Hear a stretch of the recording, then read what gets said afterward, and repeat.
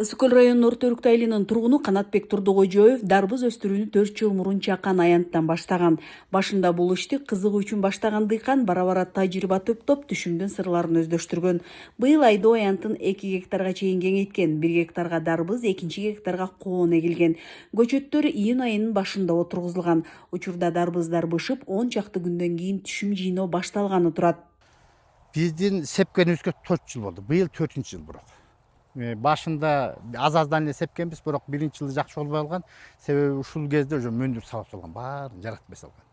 Эгерде бул көлдө мөндүр жаабаса, ал суук деле эме эмес экен, бирок мөндүр жаабаса эле буюрса жакшы болот да. Быйыл 4-жыл. Эң чоң арбуздарыбыз 16,5 болду. Коондорубуз 3 килограммдан 8 килограммга чейин бышты. Картошкага караганда бул коондуку жеңил экен, арбуз экөнүкү.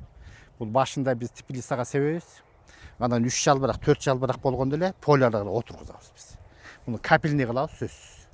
Себеби тиги мындай сугарганда топурак түйүн жууп кете берип эле калориянын баарын кетирип салат экен көрсүчү. Баягы чоң суу салганда суулар агызат да.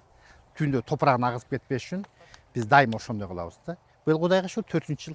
Айылда дарбыз өстүрүү тажрыйбасынын башталышы, жергиликтүү дыйкандын эмгеги жана бул багытта жасалган иштер айыл тургундарынын да кызыгуусун арттырып, учурда кеңеш сурап кайрылгандар арбын.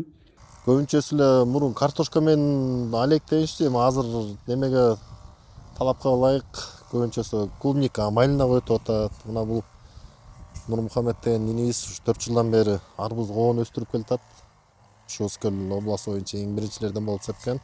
Ушул талккан эмгектин артынан ушундай ийгиликке жетишип отурат деп ойлойм. Ошо инибиздин эмеси менен айылыбыз көп жерге таанымал болуп атат.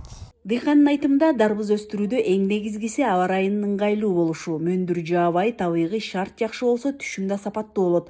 Ысык көлдүн күндүзгү ысык, түнкү салкын абасы дарбыздын канттуулугун арттырып, өзгөчө даам берет. Айдоо аянтында химиялык каражаттар колдонулбайт. Өсүмдүктөргө жер семирткич берилип, суу тамчылатып сугаруу системасы аркылуу жеткирилет. Тамчылатып сугаруунун бир жакшы эмеси өсүмдүктү бат жетилтет.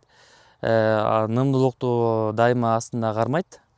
Ошол себептен биз тамчылатуу эмесин киргизгенбиз да. Бул жаккачы 2,5 гектарда тамчылатуу эмеси орнотулган. Баардыгы ушул жерлерди аз суу менен сугарып кое алабыз да бир убакта. Биз муну июндун башында тиккенбиз бул сортторду, арбуздарды. Сортубуз болсо Раймонд деген сорт бул. Бунун бышуу убактысы 65 күндөн 75 күнгө чейин да.